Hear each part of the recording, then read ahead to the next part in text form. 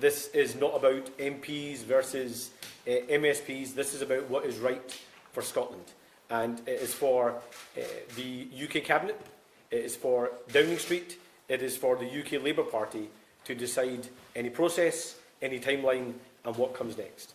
Colin Mackay from STB. You told me on Thursday you thought that Keir Starmer would still be Prime Minister come the election in May. What's changed since Thursday? Well, what I said to you, Colin, was that yes, he could, but we needed answers. And I think, to be honest, the answers and the issues are much broader now.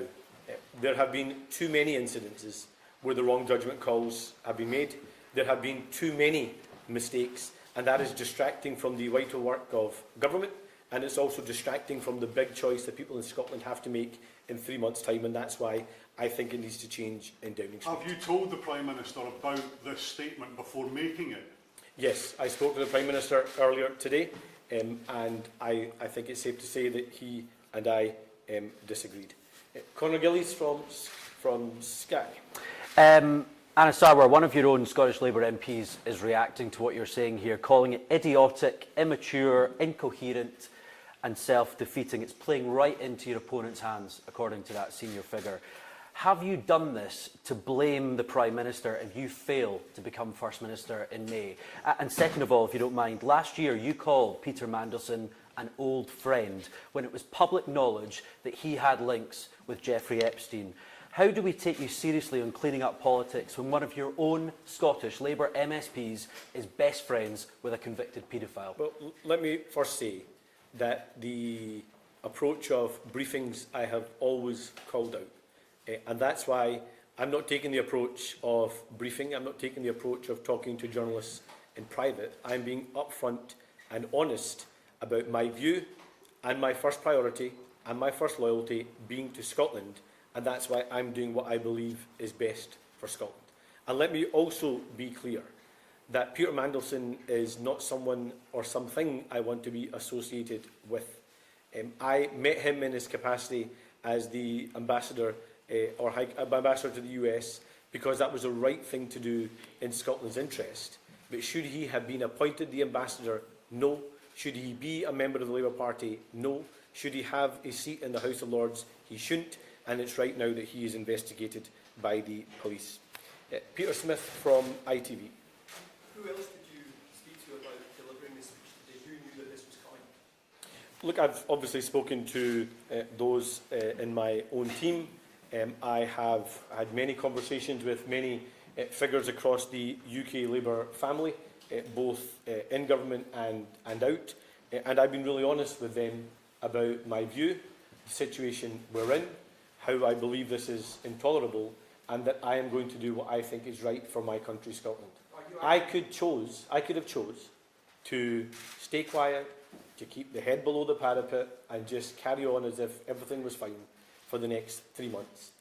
But my first loyalty and my first priority is to Scotland. And Scotland so desperately needs a different kind of government in Scotland. I mean, you think about some of the things I've been speaking about in the last few weeks. We have had the most intolerable cover-up at the Queen Elizabeth University Hospital, where lives were lost, families were lied to, staff were gaslit. Do we really want to sacrifice Scotland's NHS to a third decade of the SNP? We have children that are feeling unsafe in the classroom or on the streets because of knife crime or the challenge of mobile phones and social media. Do we want a government that's going to stand up on those issues and fight young people's corner? Do we want to sacrifice another generation to SNP government? No.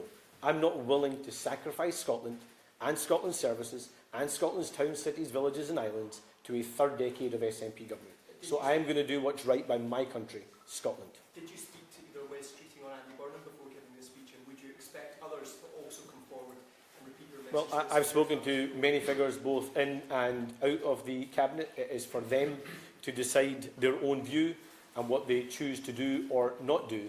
I'm making my own decision based upon my own view, being my own man. And I'm going to put... not at all. And it's for others to do their own decisions and make their own minds out about what they feel is tolerable. This isn't good enough. It needs to change, and I'm going to do what's right by my country, Scotland. Catherine from Channel 4. Is your position anyone is better than Keir Starmer? And secondly, are you comfortable being the public face that pulls the trigger on a Prime Minister when some of your colleagues, including the Welsh First Minister, already appears to be rolling back on this? Well, first of all, as I said, I'm going to do what I think is right by my country, Scotland. This is not a coordination. I'm not speaking to others about what they do or don't do. That is for other people to decide. Ultimately, it's for those in number 10, those around the cabinet table and those in the UK Labour Party to decide what happens next, the process, the timeline, or who comes next. That's not a matter for me. The only job that I'm concentrating on is making sure that we change the government here in Scotland, remove John Swinney and the SNP from office so we can take a different approach here in Scotland. If this was wrong, will you resign if Keir Starmer doesn't step down? I am standing to be Scotland's First Minister. I'm being open about my view. I could choose to keep my view a secret. I could choose to brief in private. That's not the approach I take. I'm doing what I think is right. I'm doing what I believe is my first priority and first loyalty to my country, Scotland, and I'm being my own man, making my own decisions. It's for other people to decide their own view. I'll take Paul from the Daily Record. You've always had a good relationship with the Prime Minister, so how did he respond when you told him what you're going to do today? And is it possible for you to win the election if he stays in post? Well, let me first of all say there is probably no one in Scottish politics that's had a better relationship with Keir Starmer or a closer friendship with Keir Starmer than I have. He is someone that I have campaigned alongside, worked alongside for the last 5 years in my role as leader, someone that I campaigned ferociously for to make sure we could get rid of a Tory government, and someone who I have supported in the last 18 months. So does this cause me personal hurt and pain? Of course it does. This man is someone that I regard as a friend and who I have a certain level of loyalty to. But my first priority and my first loyalty has to be to my country, Scotland. And that's the decision I have made. In terms of the election on the 7th of May, the two candidates for First Minister are me and John Swinney. And that's the choice people have in Scotland. A third decade of the SNP with all the failure that we have seen, or a First Minister that's going to put Scotland first, Scotland's towns, cities and villages first, and Scotland's NHS and public services first. That's the platform I'll be standing on, and that's what I hope to persuade people of over the next 3 months. Mark from the Sun. Oh, sorry, Mark, didn't see you there. Going back to what you just said about your knowledge of Peter Mandelson, you described in that tweet as your old friend. So it's not like you just met on that one occasion as ambassador. So how long have you known Peter Mandelson? How long have you known about his links to Jeffrey Epstein? And why didn't you demur when you were asked to meet him on the steps? And to go back to the other question, if Keir Starmer stays, will you go? So I have known Peter since around 2021. I obviously spoke to him in Washington when I was there to defend and protect Scotland's interests, partly through Tartan Week, partly through the negotiations at the US-UK trade deal and all the importance that has for our country. I didn't appoint him US ambassador, he was appointed as US ambassador, and it was right that I had those conversations with him to protect Scotland's interests. But is that someone that I want to be associated with? No. He has betrayed this country. He has betrayed the party he was once a member of, and he has betrayed the public in terms of his actions and his relationship with Jeffrey Epstein. And to the other point you make, it is now for others to decide any process, any timeline, and who the next Prime Minister may be. I'm going to spend all my time concentrating on removing John Swinney, changing the government here in Scotland, and making sure we deliver the new direction Scotland needs. Thank you all so much. If people decide he should stay, will you go? Well, that's for them to decide. I'm only answerable to one group of people. That's the people of Scotland. That's who I serve. That's who I stand for. That's who I'm campaigning for. And that's the people I want to deliver for. I only have one relationship and one loyalty that matters most to me, and that's to Scotland. Thank you.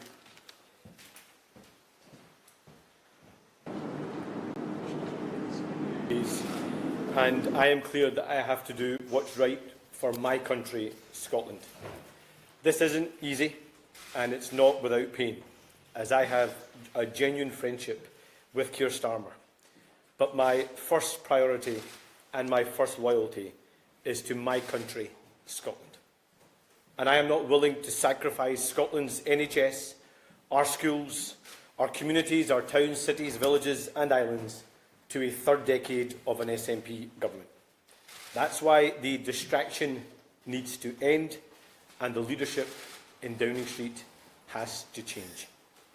It is so obvious that we desperately need change in Scotland. And in 3 months' time, the opportunity to get rid of a failing SNP government is one that is too important to be missed.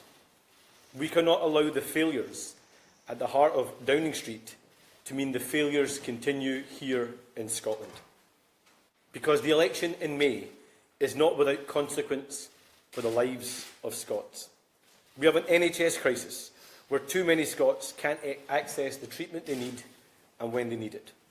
We have a housing emergency with more than 10,000 Scottish children homeless right now. And we have too many young people not feeling safe at school or on our streets or missing out on the opportunities they deserve. And we have an SNP government that is addicted to secrecy and cover-ups with devastating consequences. That's why I have to be honest about failure wherever I see it. The situation in Downing Street is not good enough. There have been too many mistakes. They promised they were going to be different, but too much has happened. Have there been good things? Of course there have, many of them, but no one knows them and no one can hear them because they're being drowned out.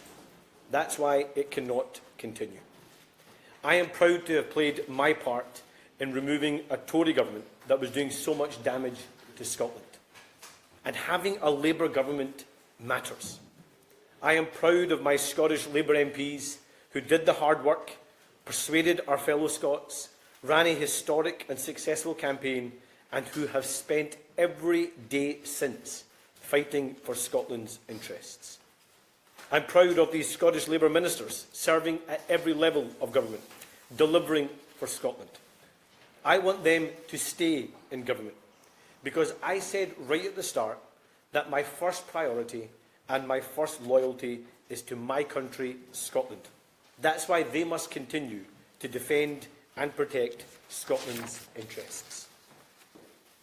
Keir Starmer is a decent man, and it is no secret that I have always got on well with him, and he has dedicated his life to public service.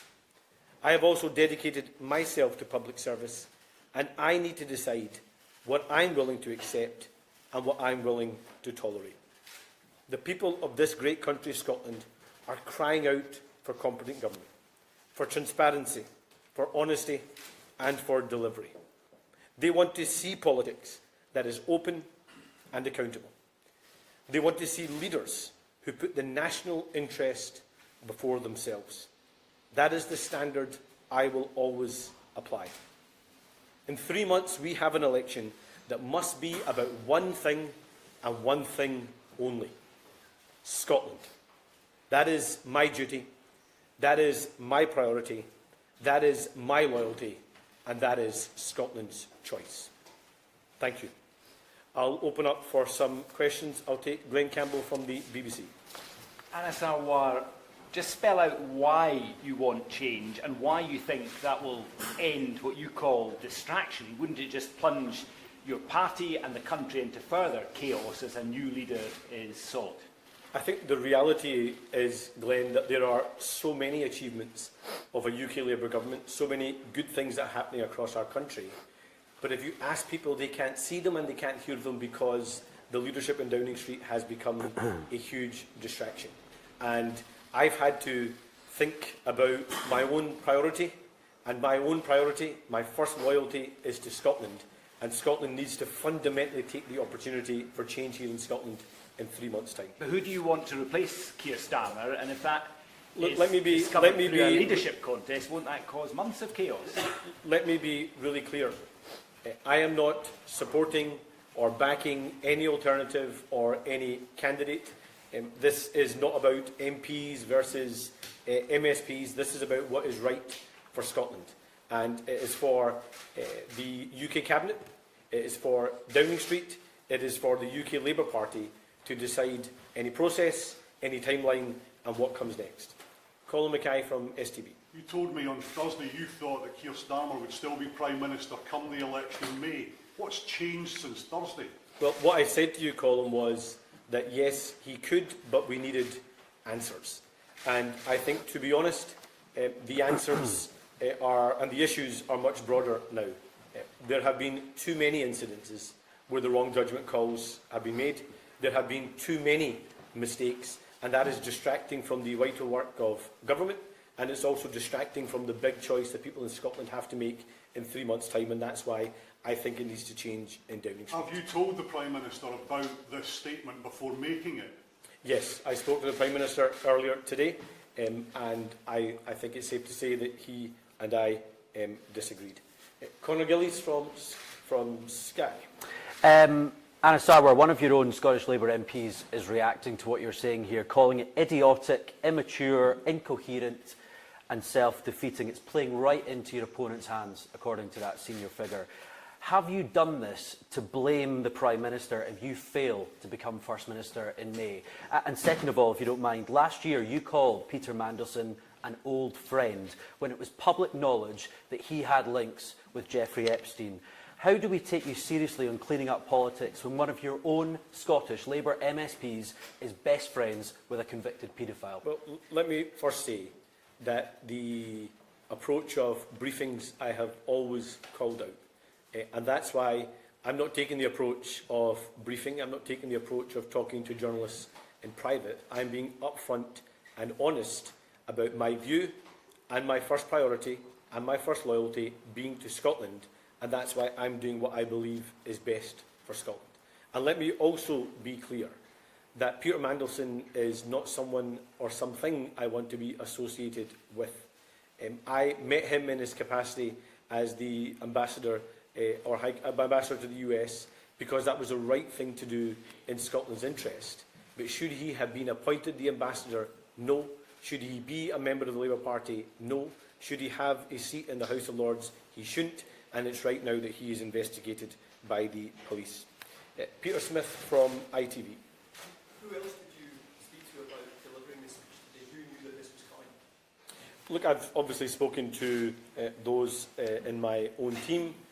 I have had many conversations with many figures across the UK Labour family, both in government and out.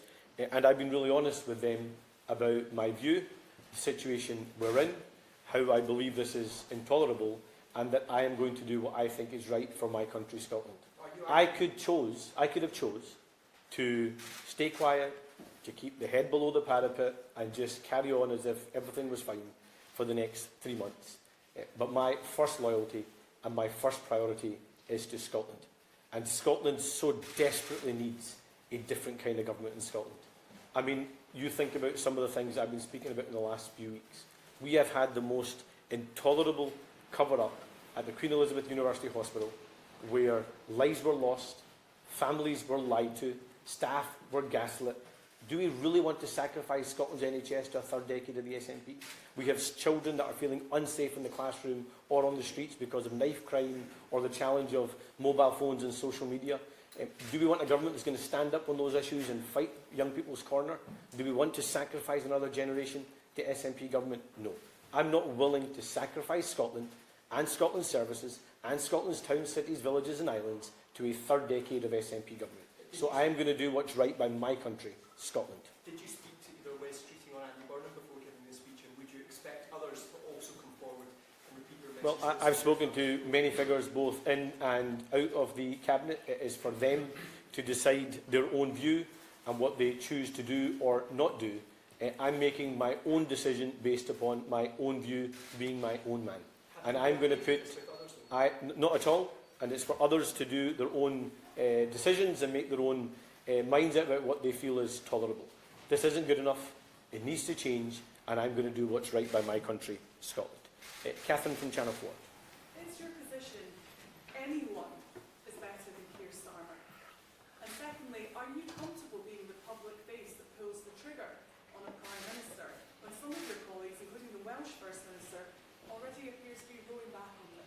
Well, first of all, as I said, I'm going to do what I think is right by my country, Scotland.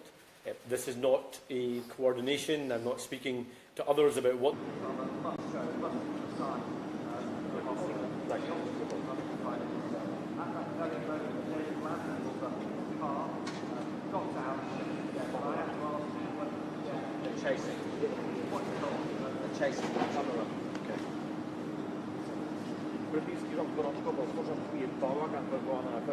Okay, all right. An incredibly important intervention from the Scottish Labour leader, Anas Sarwar, who has become the senior figure in Labour to call. Yeah, just not. Okay. Thank you.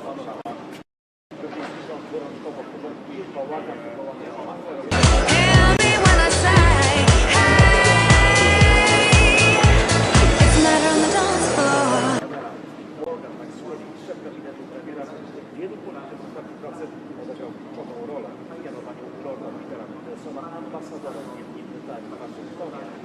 Zdaniem jego krytyków, gdyby nie ta decyzja po konferencji nie przyklejmy się bezpośrednio do rządu pani premiera. Jak określa BBC, decyzje pokazują, w jak niebezpiecznym położeniu znalazł się rząd w kapitalnym poczucie fatalizmu i politycznego przesilenia. Zwłaszcza, że część posłów publicznie wzywa premiera Keira Starmera do rezygnacji. Porządki trwają jednak nie tylko w rządzie, ale także w rodzinie królewskiej.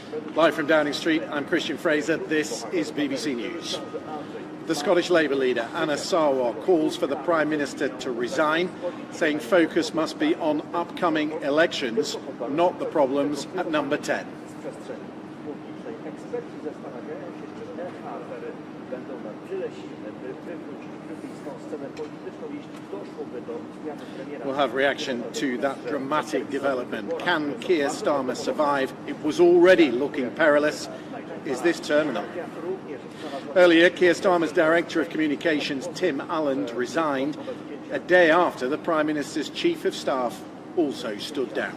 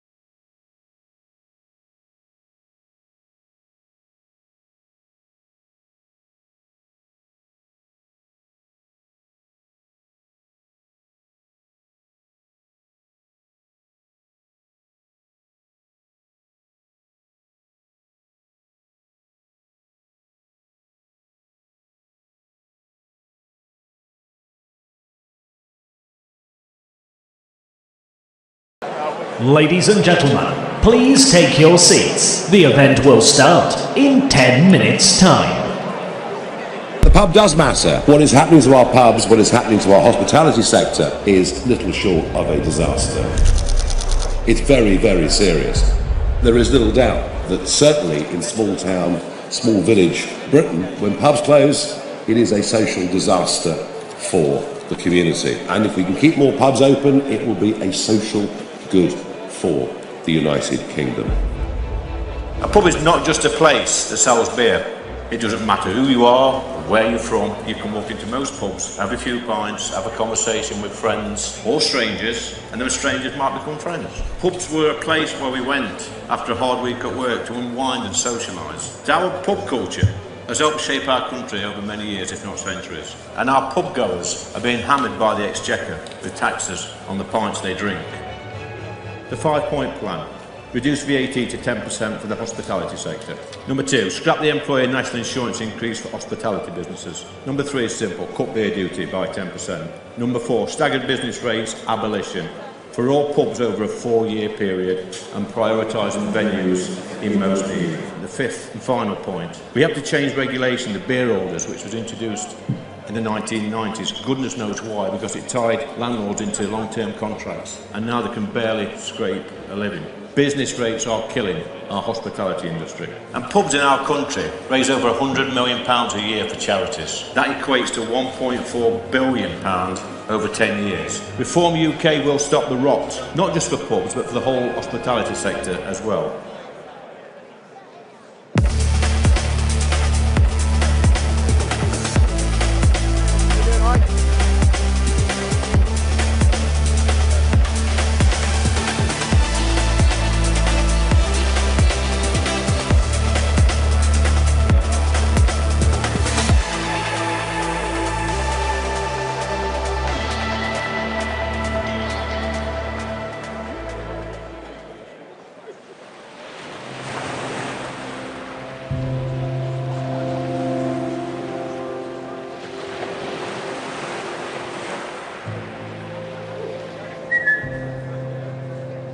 Sit. Good boy. Pebble, sit. See, they do what they're told. Do you want a treat? Yeah, no, I've run out. I haven't got any more. I think when you buy the sea, the weather is everything. It's something you can't control in any way at all. You're out here, exposed to nature. You're not actually the master of your own destiny. It might start raining in 10 minutes' time. I just find, to be honest with you, I spend my whole week surrounded by people. You know, do this, decide that, and out here, being on my own with the dogs. It's a joy. I've always loved the coast, ever since I was a kid, been fascinated with the sea, and so it's actually pretty cool to represent the seaside constituency. We've got miles of sand, and then this bit with the sandstone cliffs and the marshes out beyond. I've fished with all my family over the years, and certainly my 2 sons have really taken to it in a very, very big way. Yeah, the trouble is it all gets a bit competitive. Who's catching the most, who's catching the biggest fish. You think you're out having fun, but somehow, blokes together fishing, yeah, it does get a bit competitive. The biggest fish I've caught in the UK is bluefin tuna, all catch and release, but you know, big fish weighing several £100. But I've fished in Africa, I've fished all over the world. But this is home, and here we are. It's January, the sun's coming up, it's gorgeous. Right, come on then doggies, let's get moving, shall we? Let's go somewhere different. All along this coast, these relics from the 1940s are all still here. So these were all anti-aircraft and anti-invasion positions right along the coast. Still in amazing condition. I collect all sorts of militaria, but I can't collect this, I can't move this, but I've collected loads of stuff. I'm fascinated by not just the military aspects of the wars, but the civilian engagement, what everybody did, women going to work, all of those sort of things. It's plenty of rich history on this coast. You know, we talk about the economic problems, the law and order problems, but there's a more fundamental problem. We've actually stopped loving the country we're part of. And I still think we've got amazing influence around the world. There's so much we can do. We've got a very rich history, and we're not cherishing it. We've lost that basic sense of patriotic pride, and that's about putting our own people first. Doesn't mean we don't like anybody else. We believe in the nation, we believe in its history, we believe in its heritage, we're determined to pass it on. And that, I think, has been lost in a very, very big way. And yet I sense, particularly with the younger generation, they're hungry. They want that identity, they want that sense of belonging, they want something to be proud of. And when I formed this party, I said it was about family, community and country. And maybe we should talk a bit more about the country bit, because it really does matter. It does to me. But however bad it looks, things will turn around. They always have in the past. The good days will return.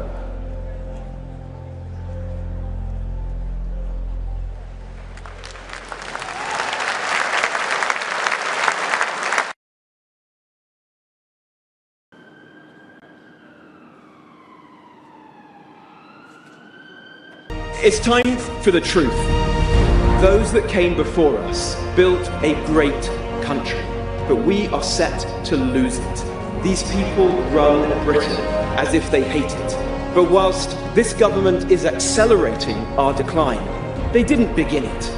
The Conservative Party betrayed its voters. They don't have the stomach for the radical change that Britain needs. Nigel was all too often a lone voice of common sense. They laughed at him. Well, they're not laughing now.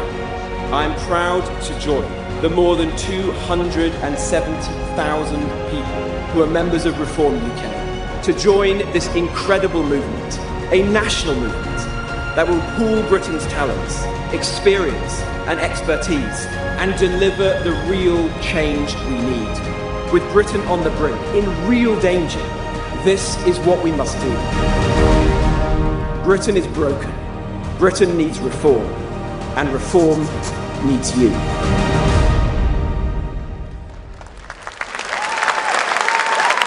Politician. I want to feel inspired, I want to feel motivated, I want to feel part of a mission that is on its way to save our country, and for too long the Conservative Party just hasn't been that.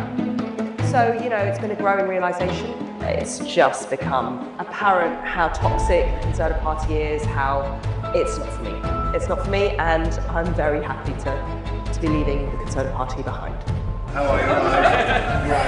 He was right on Brexit. He's been right on immigration. Far before many people were talking about these problems, he was brave enough to raise his head above the parapet and voice the anger and the frustrations of millions of Britons. Somebody who's reached higher pitch in the past, reaching up to the rank as Home Secretary, who was there during those years and saw the betrayal, and now has the courage of her convictions to come and stand with me on a Reform platform and speak to you today. Ladies and gentlemen, please welcome former Home Secretary, Sarwar. I want to say thank you. I feel like I've come home.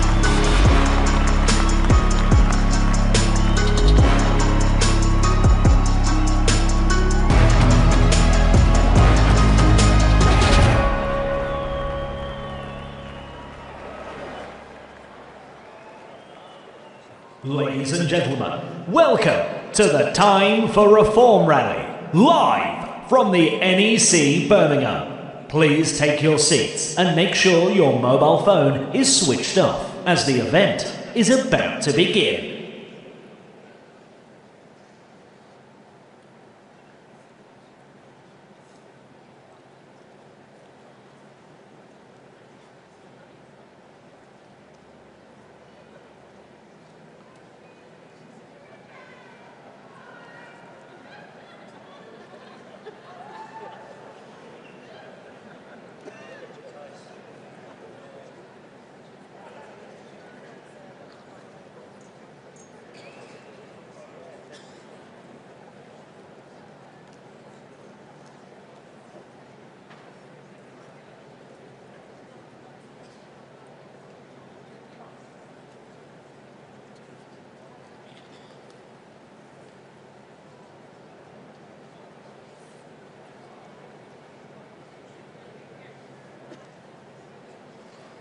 Please welcome to the stage your host for the Time for Reform rally, broadcaster Jeremy Kyle.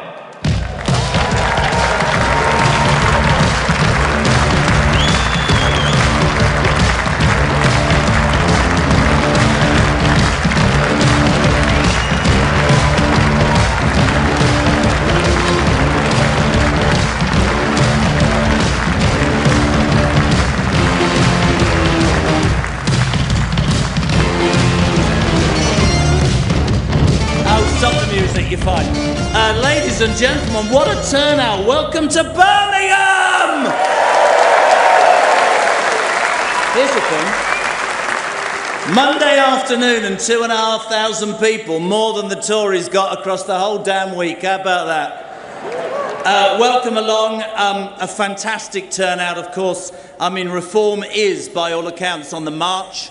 Up to 270,000 new members, and you are the heartbeat of what this organisation is trying to do. There is real momentum, but I do actually have an announcement to make. It's 3:15 in the United Kingdom, and Keir Starmer is still the bloody Prime Minister. Not sure how long that will last. The Director of Comms resigned earlier. At 2:30, the leader of the Scottish Labour Party, Sarwar, announced that Starmer will go. Lots of people have thoughts on that. We've got the Manderson scandal, of course. So much is on the line, I think. And I think Nigel and the team will tell you today that general election can actually feel closer than it has ever felt before. And that, yeah.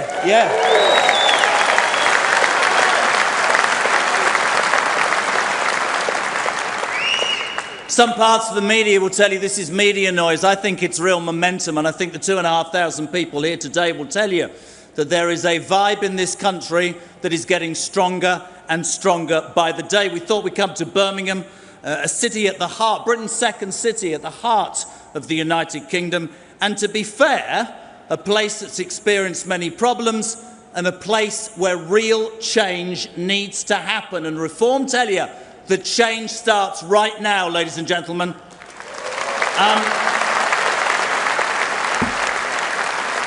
So you'll know that the Magnificent Seven have become the Eight. I was trying to work out what I could call them, the After Eights maybe.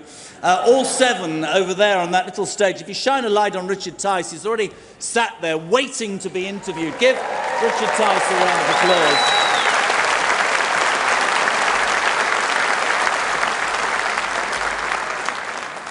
So 8 members of Parliament, including Nigel, of course, 3 new members, 900 councillors, and of course it all aims towards May the 7th, those elections in England, Scotland and Wales. Those are the ones that the Labour Party haven't cancelled because they're bothered about the results, I suspect. But are those boos, ladies and gentlemen? It's quite weird having people behind you. I feel like Keir Starmer. I should be looking over my shoulder. Somebody stabs me in the shoulder blades. Listen, we're going to go over there, we're going to interview all 7 members of Parliament, and then the big moment later on, the man that many people believe will be the next Prime Minister of the United Kingdom, Nigel Farage, will be on this stage later, ladies and gentlemen.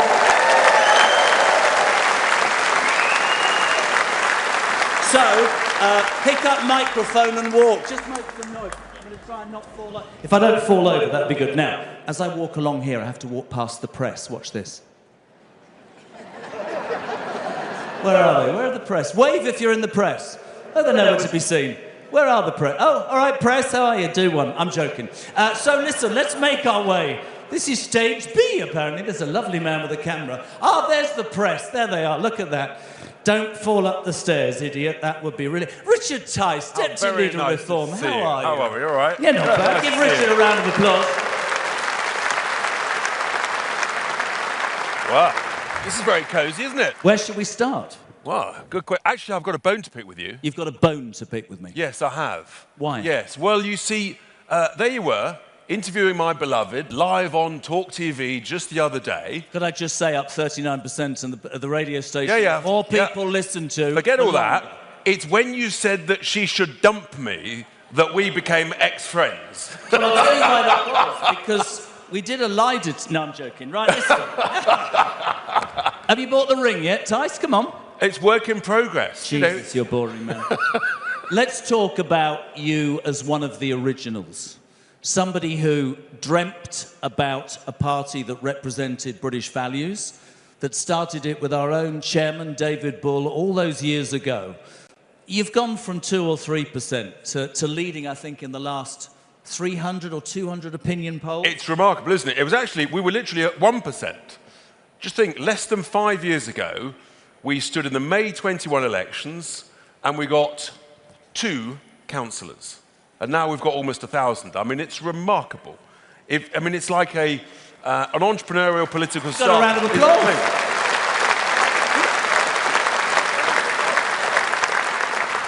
One of the criticisms of the Labour Party for many people is that when a government comes to power and talks about growth, growth means business. I think the business community, certainly here in Birmingham actually, would say that the last 18 months, in fact the last few years, have been very difficult. The question to me for you is very simple. What would reform do to encourage business, which equals growth in anybody's book?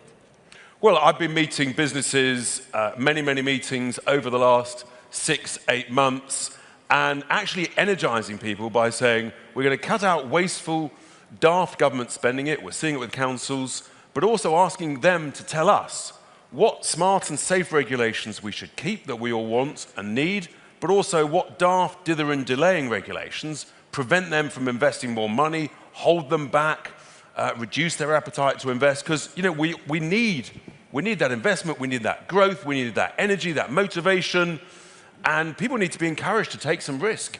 And people are they're really enthusiastic about the fact that wouldn't it be quite a good idea if people who understand about business, who've been successful business people, might actually then go and run not just a business, but also run councils and then... Well, let's talk about councils, because so many people are up in arms about the Labour Party denying certain councils the chance for re-election on May the 7th. We're in Birmingham, which in itself is quite poignant. I don't think most people in Birmingham have had their rubbish collected for 16 months. This is the council I know you're looking closely at. Do you really think that you can turn a council like Birmingham around, Richard? Absolutely. It's an incredible city, Birmingham. It really is. It's a all wonderful right, city. All right, give it a round of applause. There you go. What was that? That was Birmingham, mate. Very good. How did he do? 1 marks out of 10? That didn't go down well, did it? Go on. But it's an incredible city. Yeah, it is. And Britain's second city. Britain's second city. It's the largest council across the whole of Europe. And it's been badly run for so many years by Labour, sort of running it into the ground. And yeah, we can turn it around. And our ambition is to say, if you want to fix Birmingham, then vote reform and we can turn this around. And what a great thing that would be, this incredible city. Sorted, saved and fixed by reform. And we've got to be ambitious. I think ambition's really important. One of the biggest things that you read about and hear about every day is the media will say, oh, reform's about, it's about headlines. There's no substance. And what I'm interested in is, what do you hear when you're out and about? What do people say to you on the streets and on the doorsteps? What's the #1 issue that reform must deal with?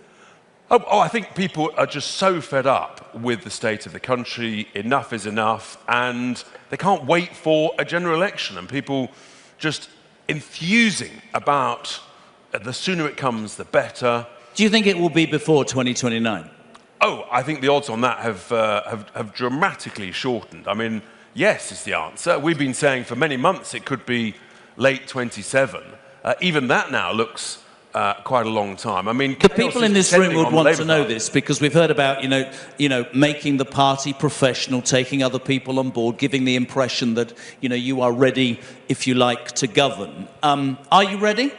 We are absolutely all fired up, and we are gearing up, getting ready, and yes, whenever there's a general election, we would be more than ready in every sense of the word. And people should trust us, believe in it, help us, energise it, and spread the good word. And the last question, which you don't know about, is this. It's 3:25 on the 9th of February, and a certain man is holed up in Downing Street. I hear quite depressed, quite worried. He's lost his chief of staff. He's lost his communications director. The leader of his party in Scotland says he should go. Richard Tice, when does Starmer leave? The sooner the better, everybody. The sooner the better. We want him gone. Ladies and gentlemen, and I mean this genuinely, this man has been here since the beginning. He might be a bit tight in terms of buying a ring, but I give you Reform's Deputy Leader, Richard Tice, ladies and gentlemen. Thank you, well done. Richard Tice. So as I said, Monday, early afternoon, evening here in Birmingham, £2,500. Make some noise. One of your newest MPs, Robert Jenrick's on the stage.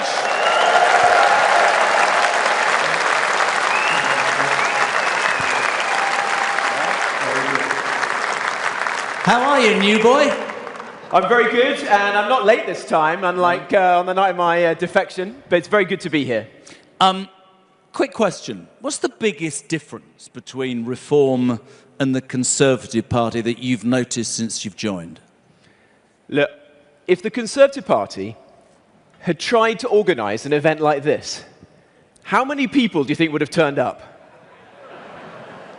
2 people, someone said over there.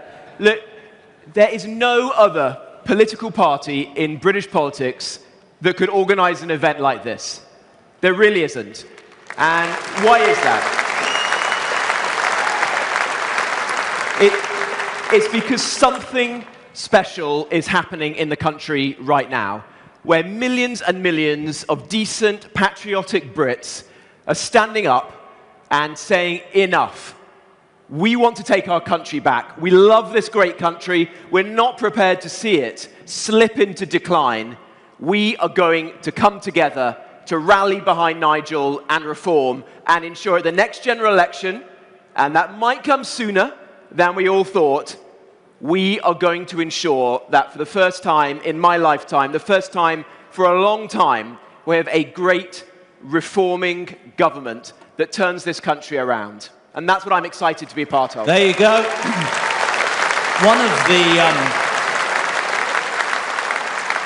One of the phrases that gets bandied about a lot is broken Britain. And I think even the people in Birmingham, with the problems that they've got in the council, would say that so many parts of so much of this country are broken.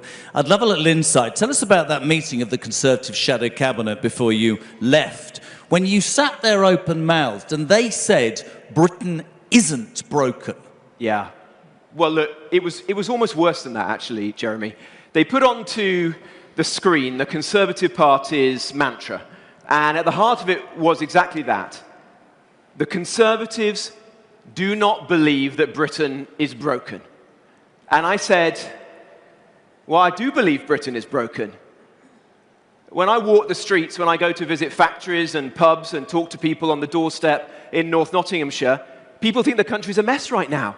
Their wages are going nowhere, their bills are rising, they're sick of immigration, the small boats, their kids can't get on the housing ladder, the NHS, the potholes in the roads, you name it. And shadow cabinet member after shadow cabinet member rolled their eyes, shook their head, said they disagreed with me. Why? You know, I just don't think that they walk those same streets. Yeah. I think they're so out of touch. But Jeremy, the worst group was, there were other people around that table who said, Rob, we agree with you. Britain is broken, but we can't say it because the Tories broke Britain. And that convinced me, that was the final straw to me, that if that is your mindset, how can the British public ever trust you again? And I think that the Tories broke Britain, Labour have made it even worse, and the country is now crying out for change. And that is the incredible opportunity that this party has. When you make as momentous a decision as you did, yeah, because look, I know you, and I know how difficult that decision was to make, and it was incredibly brave. What would you say to Conservative voters who, you know, disillusioned? I tell the same story every time on this. I did an interview before the last election. I was interviewing a Tory MP, and I was interviewing a potential reform candidate. And the reform candidate talked about, you know, controlling our immigration, more police on the streets, intel, dealing with law and order, lower interest rates, lower taxation, better public services, all those things. And as he said this, I'm thinking, you know what, as a Tory voter all my life, that was the sort of thing that I adhered to. And the Tory MP jumped in and went, no, that's far right. And I remember thinking at that point, you've lost me, mate. What would you say to Tory voters who right now are looking at you, looking at Suella and Andrew as well, and thinking reform could be the answer? What would you say to those would-be Tory, well, would-be reform voters? Yeah, look, I understand why this is difficult for some people. It was hard for me. Many of us have deep loyalty to political parties, either because we've been members of them, we've served in government alongside them, or we've just voted for them time and again. Look, I joined the Conservative Party when I was 16, in 1997 in Wolverhampton. There were not many 16-year-old Conservatives just up the road in Wolverhampton, exactly. And I've been part of it, or was part of it, for a very long time. But sometimes, and this is the crucial thing, sometimes you ultimately have to put the country before party loyalty. And that is the journey that I went on. I think it's the journey that millions and millions of people across our country are doing right now. Maybe they've always voted Labour. Maybe they've always voted Conservative. But they've watched both of those parties let the country down. And they see the country in this moment of peril, and they think, I'm not prepared to let this great country slip through our fingers. So I'm going to put aside the way I've always voted and put my faith in us, in reform, in you in this hall today. And that is why we've got to make sure that we use the days, the weeks, the months ahead wisely, because we can't let those people down. I am convinced that when the general election comes, people will vote for change, and that we will get Nigel into Downing Street. We will get a reform government, and that government has to do what, frankly, no government has done in recent times: arrest our decline, stop the boats, secure our borders, raise living standards, fix our public services, restore pride in our country once again. That prize is within our grasp. We've got to ensure that we just do everything in our power, day and night, from now until the general election, to make sure that we do it and that we don't let the British public down when we have the honour of serving this country. Ladies and gentlemen, you heard it, Robert Jenrick. Thank you, my friend. Very good.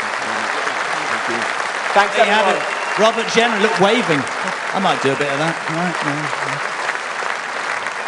Right, next up, ladies and gentlemen, a man who's been there almost from the beginning, the Chief Whip, the main bruiser, Lee Anderson on the stage, ladies and gentlemen. How are you, son? All right. How are you? I feel good, Jeremy, to be honest. Is this working? Yeah, I feel good, yeah. You look like Madonna. It's like our second home, this place, isn't it? It is, yeah. We're here a couple of times a year. It's great. Mate, I wanted to ask you something just off the cuff very quickly. You've been there almost from the beginning. You were one of the first to cross the floor. I was the first, but I don't like to talk about it. Well, I think you should. Yeah, okay. Why do you not want to talk about it? I do, really. I was the first Reform MP, and I was the first elected Reform UK What do you MP. make of the new lot, Lee? I'm not sure about some of them, but you know what? I am quite angry with one of my MPs, one of my flock, and that's Richard Tice. Why? Because he hasn't bought Isabella a ring? He's got engaged to this beautiful woman, and the old skinflint has not even put his hand in his pocket. Do you know what he says? Do you know what he says to me every day? Oh, you've got to be patient. No. For a man with his means, It's just not buy a ring, It's Tice. not just that, Jeremy. A man of his age as well. I mean, the clock's Let's ticking. not talk about age. I mean, to be honest, he's punching. Lee, a lot of us watched you recently launch with Nigel Reform Save Our Pubs campaign, which I think resonated with so many people for so many reasons. Why is it so important to you in Reform, my friend? I think I do like to support my local businesses in my community. I do spend a lot of time in the pubs, purely political reasons. Of course. Of a weekend. You don't drink, do you? We always say, me and Nigel and the rest of the team, always say that every pub is a parliament. Yeah. When you go into a pub, Jeremy, you've got England football managers in there, you've got rugby football managers, cricket managers, you've got experts in every single field, sit in a pub on a Sunday afternoon.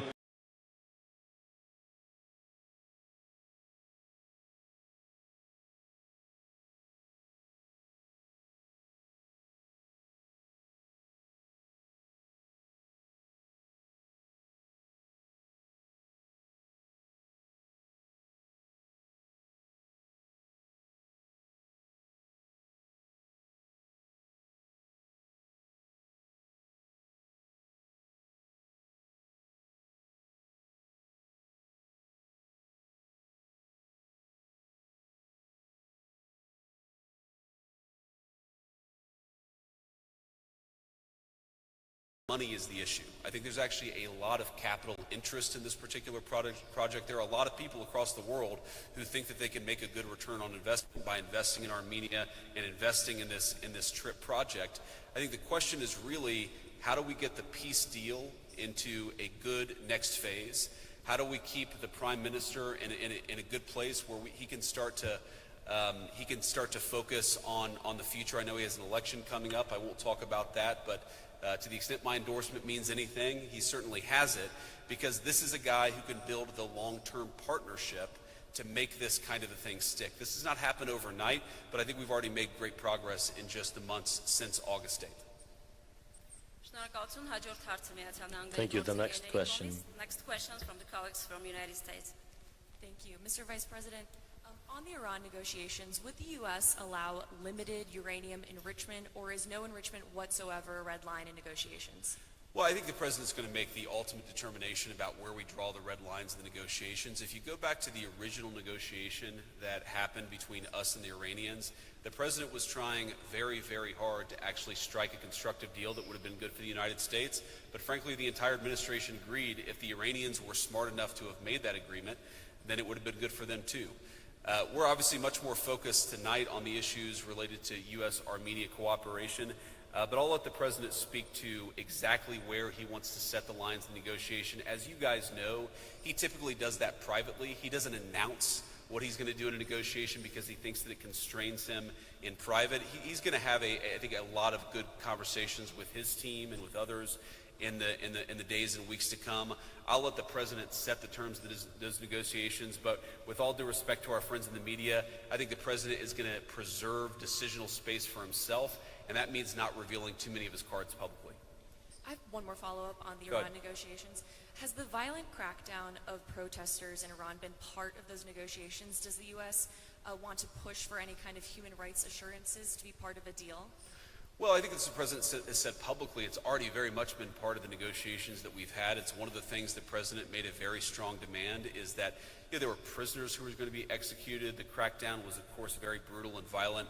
And as the President and the entire administration has said, we stand with the people of Iran. We stand with the right of peaceful protest across the world, and certainly people who want to exercise that right in Iran. But absolutely, the President has made that part of the conversations that he's had, not just with the Iranians, but with people all across the region. I'm sure that will continue. And another question from Armenian side. Thank you. Armen Press News Agency, Anna Kazilian. Mr. Prime Minister, you said in your statements, after the documents signed on August 8th, up to now, how much work has been done. And you also generally explained the areas in which we should have expectations in the future. Generally, could you please assess the current level of Armenia-US relations, the current progress of activities, and in the near future, what specifically should we expect? Well, I think this site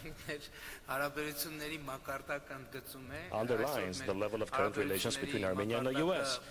Our current level of relations is higher than ever, but it's important, as we underscored with the Vice President, the great potential for further developing our relations. Indeed, we are at the highest point today. The agenda that we referred to in our statements, just implementing that agenda would multiply the scope of our cooperation. And this is very important. We have established a strategic partnership, but it's important to note we are now able to demonstrate concrete manifestations of that strategic partnership, which are tangible, which are visible, and of course, my special appreciation goes to United States President Donald Trump for his personal engagement, but also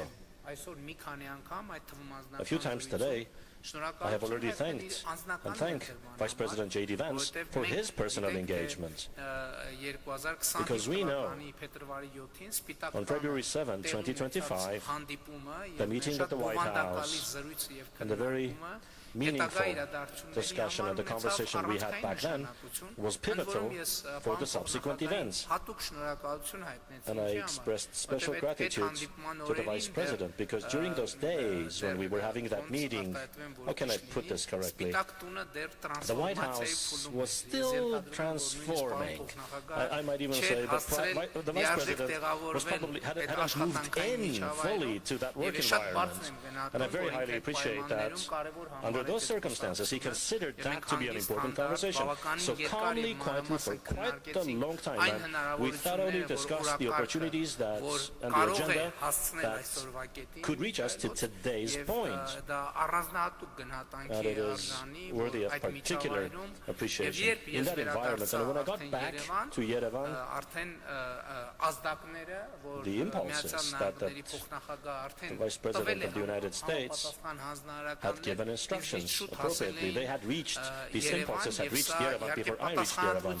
And it is a sign of a particular manifestation of responsibility and professionalism, for which, of course, I express my words of appreciation and my token of respect to the Vice President. Thank you for the questions, Excellencies. Thank you for the responses. Thank you, Your Excellencies. Thank you. Good night, everyone. Mr. Vice President, to be clear on Iran, are military strikes still on the table?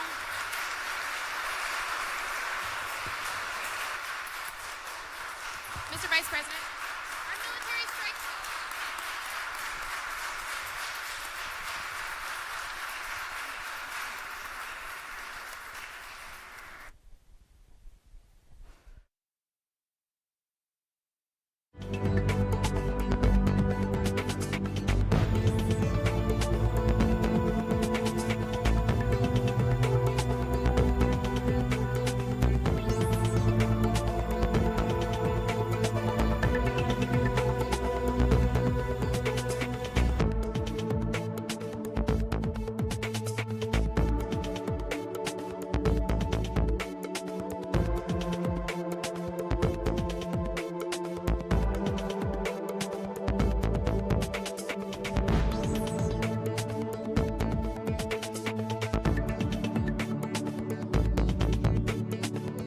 So yes, it's liberating coming to reform, and it's inspiring because we have a leader in Nigel who actually will go into number 10 Downing Street and have a plan to put our country back on the right track, which is so desperately needed. We have a terrible Labour government. I think the worst government. He's still in power, by the way. Breaking news. Starmer's still there. Is he still there? Still in there. Not for long. Not for long. But we need change in this country, and that's why this new movement, reform, led by Nigel, the British people, I believe, will elect us to power. But if we don't, our country will suffer. So that's what we need to do. Get Nigel in at number 10. First step towards that, of course, is the, absolutely. The first step towards that is the local elections in a few months' time. 900 councillors, nearly 1,000 Reform has now. How do you see those local elections going? Do you think there'll be a barometer for what the country thinks? Well, we've got very important elections on the 7th of May, and I think that the British people are in the mood for something different and something better. What's the point of voting for the two old parties? You know that nothing's going to change. With Reform, you know that you've got a new party with a vigorous new agenda and a clear plan for local government, but also for our country. Now, I'm a Greater London MP. I'm really Essex, to be honest. Romford's Essex, it's not London. Good dog track. However, great dog track. However, we are part of Greater London, so we need to get Layla in as our mayor, because the one person, apart from Keir Starmer, the one person we want to see the back of is Sir Sadiq Khan. I have to do this in as balanced a way, but I can't. I'll have to keep quiet. Andrew, I know everybody in Reform is delighted that you've made a step after all those years. I know that Nigel personally is delighted, and we wish you all the very best. Your newest MP, Andrew Rossendale. Thank you very much. Thank you, Jeremy. Thank you. There you go. Now, we're getting through them, the Magnificent Seven. Next, you can't walk on yet. No, don't, I'm building you up. She did the impossible in Runcorn and Helsby. This lady, the First Lady of Reform and a good friend of mine, Sarah Pochin, ladies and gentlemen. It didn't fall over. How are you? That's one of the rare occasions we don't greet each other with a bit of a kiss and a cuddle. Well, I know, it was. We're trying to... Shh. Are we behaving? Are we behaving? Sod it, never mind. I feel so better lovely. now, I feel better. 8 months ago, you did the impossible in Runcorn and Helsby, and I think for many people across the political spectrum, that sent somewhat of a wave of actually Reform isn't just about headlines, and it's more than that. It's got 270,000 members now. It's an organisation that has a way that it wants to move forward. How exciting was that moment for you? It was the most incredible night of my life, actually winning. Have you said that to your husband? Well, to be fair, I did think he felt a bit of competition when I said that, because I actually spent the night with Nigel Farage, but we'll leave that there. But no, joking aside, what that showed is that a normal, common sense person like myself, you know, I'm not Eton, I'm not Oxford, I'm just a mum that has worked all her life, brought up 2 children, and understands people, understands what people need to make their lives better. And that's what the people of Runcorn and Helsby needed. They needed a strong voice, and they embraced me. And you know what? We won by 6 votes. If we had an election tomorrow, I guarantee I'd win by 8. 6,000 Oh, votes. 6,000. I don't know if many people know this, maybe they do, but you spent many years as a magistrate, and I know that the justice system in its entirety in the United Kingdom enrages you. We speak weekly on my show. You're good enough to comment every single week, Sarah, and the way this country treats, well, criminals seemingly favoured, victims favoured over. It's a mess, and you've said that is something that you... I mean, some months ago, Layla and Nigel, of course, launched Britain is Lawless, and you believe that strongly, don't you? Well, look, what I've seen over 20 years working in the courts is an absolute deterioration in law and order. But more importantly, we've seen the politicisation of the judiciary that should be neutral. They're not neutral anymore in this country. We see a 2-tier justice. We see the justice system clamping down on free speech, on democracy, you know, the values of our country. And one of the things that upsets me more than anything is successive governments, Tories and Labour government, have failed to keep women and girls safe. And I'm telling you... Very true.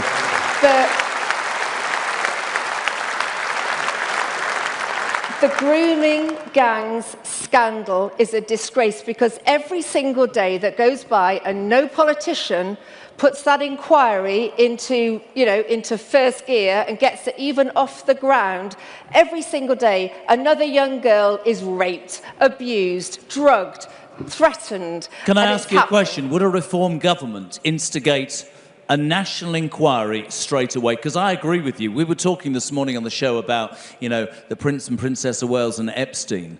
The national... That grooming thing is the most disgusting stain, is it not? Would you guarantee, if you're involved in that process, that a Reform government would do something about that instantly? Instantly. Absolutely guarantee it.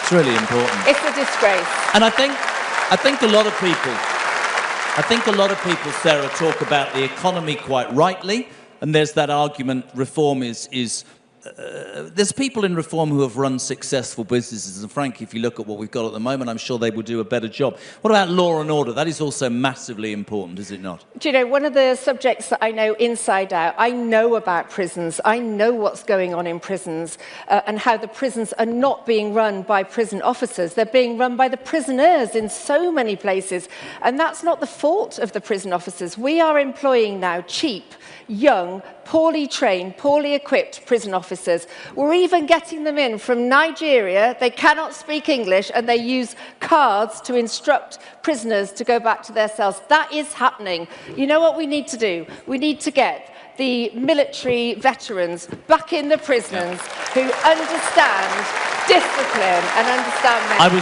I was going to ask you about that because we've always talked an awful lot about veterans, and it's a really close subject to my heart. I don't want to get political. That's what I'm not here for. I don't understand how we treat our veterans in this country, and I think a lot of people who are here today, and most people who support reform, want to know that a reform government would do right by the men and women who have put a uniform on and protected this bloody country. I really do believe that.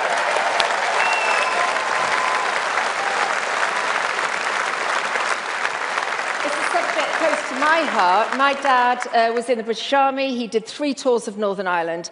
And many of you will see that I spend every opportunity, I take every opportunity to stand up in Parliament and talk and protect and support our veterans. And under a reform government, no military personnel who just followed the line of duty, who followed orders, will ever get prosecuted for their actions. Amazing, amazing. Quite right too. Lovely. It was fun. Is that it? Sorry about this. I'll see you in the morning then, yeah? I'll see you in the morning. 8 o'clock, don't tell anybody. Sarah Potion, ladies and gentlemen, give a round of applause.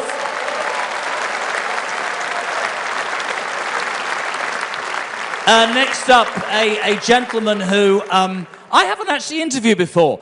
Danny Kruger, ladies and gentlemen. Give him a round of applause. Danny, how are you? Welcome. Thank you. Actually, for you, before we talk about the job you were given in September, reforms preparing for government, what's it like for you coming from the Tory party to this? I mean, it's a Monday afternoon, it's an incredible turnout, and the vibe is such a positive one. Yeah, the vibe in reform is just the best thing about it. And it's a kind of paradox because, you know, we're the party who realise that Britain is broken. Yep. We're the ones who really know how bad things are. That's why we've got this momentum. And on the other hand, we're the most cheerful, optimistic, upbeat party of all. You've got the Tories who don't accept the problem, but they're really downbeat and gloomy and depressed. We know how bad it is, but we're the party that know we can change it. So it's a really good atmosphere. It's probably just because Nigel is just a cheerful guy and his spirit spreads through the party. And I think honesty is a really important point as well. As I said, in September you were tasked with leading reforms preparing for government. How's it going? Is reform ready? I mean, we look at what's happening politically and we wonder whether that moment... I mean, he's still in power, by the way. Breaking news, Keir Starmer still sat at number 10. Yeah, I know. Are the Reform Party ready? Because critics will say, how can you? Yeah, listen, we are getting ready, and we're getting ready fast. Before I arrived, a huge amount of work had been done, and I want to pay tribute to Zia Youssef, who's been leading the policy work.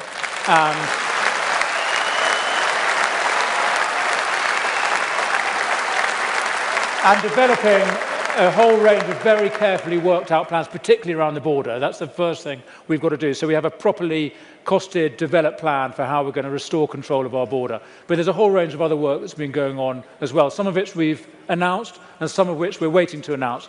But listen, whenever Labour finally collapse, and it might well happen sooner than we think, reform will be ready. Do you know one of the biggest things that gets asked when we're doing the show, and I always put this to Reform MPs, I put it to every MP, all I've ever heard for years, Danny, is the civil service, the blob, they'll decide. When a government falls, 200 people lose their jobs, 100 ministers and 100 sidekicks, but 10,000 in Whitehall sit there. A lot of people will say, it's all right to say you'll have the will to do what you want to do, but history says the blob always comes out on top. How do you change that? We totally recognise that problem. It's not just 10,000, by the way. That's just in the Cabinet Office. That's just the little central secretariat. 10,000 in the Cabinet Office. That's right. You've got 500,000 people in the civil service across the piece. So we have to make significant reductions just in the headcount and the wage bill for that. But yes, the real plan is that we are going to go in not with a flimsy little manifesto, which during the election campaign the civil servants have read and they say, welcome Prime Minister, here's your office, and this is how we're going to implement your manifesto. Nigel's not going to sit there taking that. He's going to say, no, here's the plan. It's not just a thin manifesto. We've got a whole programme of government. We've got legislation drafted. We've got appointments prepared. We've got plans in place. And here to the civil servants, these are your orders. And the crucial thing is, if they don't obey our orders, they'll be out. So that's the crucial difference. I think a lot of people across different political divides have woken up to the realisation that the civil service... There was a story when the Tories were in Rwanda, and whether you agreed or disagreed with Rwanda, but a bunch of civil servants, I remember, disagreed with it and used taxpayers' money to go to court to say to a democratically elected government, we don't agree. Why do these people, or why have these people been allowed to get the power that they have? You've got a culture in which people think there is a higher authority than Parliament, and it's international law. And so civil servants and judges think that we can disregard what government has decided, disregard what Parliament has voted for, and we are going to appeal to this higher law. So that's the crucial reason why we need to get out of the European Convention on Human Rights, repeal the Human Rights Act, put Parliament back at the heart of power. A lot of people, the ECHR is suddenly the bandwagon on everybody's jumped, but your reform, you and your colleagues have been saying it for a long time. What about all those ghastly lawyers on huge salaries that find any law in the land abroad? Do you say that this party has the resolve and the will to, whatever it takes, get out of the ECHR and rid ourselves of the inability, as a democratically elected country, to make its own decisions? Absolutely. That is our firm commitment. Yep. So the first thing we will do is repeal the Human Rights Act, which brought the European Convention into UK law, and we will withdraw from the Convention itself and from the jurisdiction of the court. But because of these years in which the Human Rights Act has brought the Convention into English and British law, there is going to be a whole process of untangling that. But the absolute commitment we have is that there's only one law that will apply in the courts of this country, and those are the laws made in our sovereign parliament. Absolutely fantastic. Danny, MP for East Wiltshire, enjoying today? It's tremendous. Danny Kruger, ladies and gentlemen, thank you very much, Danny. Thank you very much. Thank you.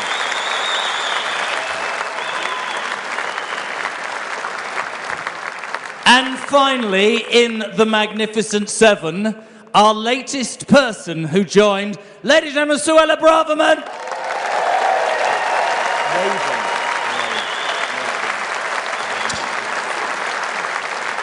How are you? Very well, thank you. That was a bit dramatic, that defection, wasn't it? How was it for you? I mean, it was the dust has settled a little bit, feeling a bit more calm? Calmer, liberated, inspired, very, very much at home. As Andrew said, as I said on the day, I feel for the first time in many years that I'm no longer politically homeless. I noticed that Andrew said that as a shadow minister, almost everything that he said and did, everything, if he was breathing, he had to check. That liberation, I guess, is energising, isn't it? Yes, I think what the problem with the Conservative Party is, and for me, is ultimately I stopped feeling proud of the Conservative Party. I stopped believing the Conservative Party, and I couldn't even trust my own party. There'd been too many betrayals. There'd been too many broken promises. And I gave it some time, things didn't change. And it feels wonderful to be in such wonderful company and in a party that I have faith in, that I believe in, and that I know, without a shadow of the doubt, will deliver for the British people. It's interesting, you know what my job is. The critics of the defections will say, blah, blah, blah. You and Robert, I know, were very at odds with what happened. He resigned, you left government as well. And I think as it's a really interesting point that you took time before you made the decision that you made. One of the arguments that Robert was talking about earlier was broken Britain. Almost a lack of acknowledgement by the Tory shadow cabinet that Britain is broken. Britain is bloody broken. Why is the Tory party scared to say that, do you think, Suella? Because they're deluded. And I've had enough of Tory delusion.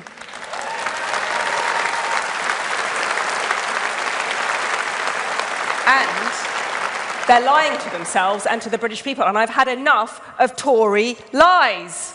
When you hear Danny, who's been part of preparing for government's inset in September, talking about leaving the ECHR, the Human Rights Convention, it seemed to me, as a casual observer, that everybody else jumped on that bandwagon. Do you believe the Tory party when they say we'll leave the ECHR? Goodness, no way. Goodness, I got to the end of my tether because of the great betrayals. And one of their great betrayals by the Conservative Party was their refusal, not just a failure, a refusal to leave the European Convention on Human Rights when they had the mandate, when they had the opportunity, the power, and indeed the duty to do so. Those of us, like Andrew, Robert, myself, Danny, who were calling for us to leave the ECHR were sidelined. We were ignored. And eventually, they got so frustrated with us. So, leaving the ECHR, great betrayal, number one. Failing to cut visas and legal migration, great betrayal. It was on the Conservative watch that record numbers of people came into this country. Contrary to manifesto promises, contrary to the Brexit promises, a total dereliction of duty. Great betrayals. Can I ask you, see, you have to say layperson's terms nowadays. You can't say layman's terms, can you? You'll upset somebody. Oh, bugger it. In layman's terms, leaving the ECHR has become a line that people throw out. Reform have said they'll do it. The people here believe that. What difference will that make? You were a Home Secretary. What difference will that make? Well, as Home Secretary, I was unable to remove a single illegal migrant to Rwanda because of the ECHR. As Home Secretary, I was unable to deport foreign paedophiles and foreign drug dealers because of the ECHR. The ECHR blocked the flights to Rwanda.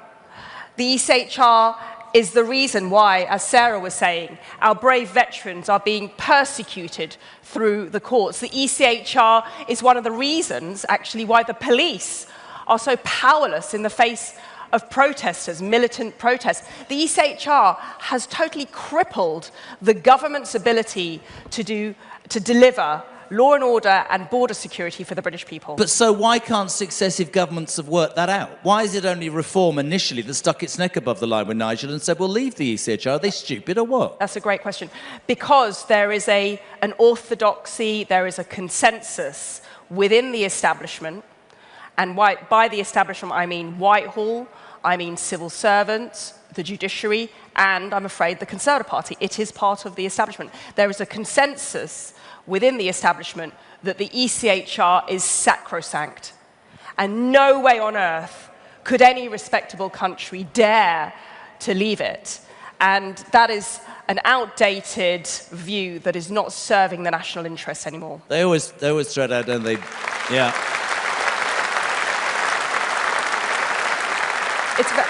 It's very similar to the European Union. Nigel was the original Brexiteer. I voted to leave the European Union because an institution which started with very respectable goals ended up destroying our democracy. There comes a point when you say enough is enough, immigration is too high, our democracy is being undermined, our freedom, our sovereignty is being crippled. We have to move on, we have to change, and it takes courage, and that's why I'm very inspired by Nigel Farage. It's really great to meet you, because as a Tory you'd never come on the show, and thank you for wearing an outfit that matches the chair. I thought it's absolutely brilliant. My John Travolta jacket today. Your latest MP, Suella Braverman, ladies and gentlemen, stay there, stay there, stay there. I'm going walking now. I will come on your show. She just said, I'll come on your show, you're very nice. Round of applause. The wires are falling out. Right, we are heading back to the main stage, and we are very near to the main man himself. We're walking past the press. They've all gone a bit quiet now. How the press all right? They've all gone... Are we having a nice time, ladies and gentlemen? Not a bad bunch of people. I just want to grab somebody. Look at them all. They're thinking, who's he coming for now? Look at Tice. He's nervous. It's going to cost me a few quid.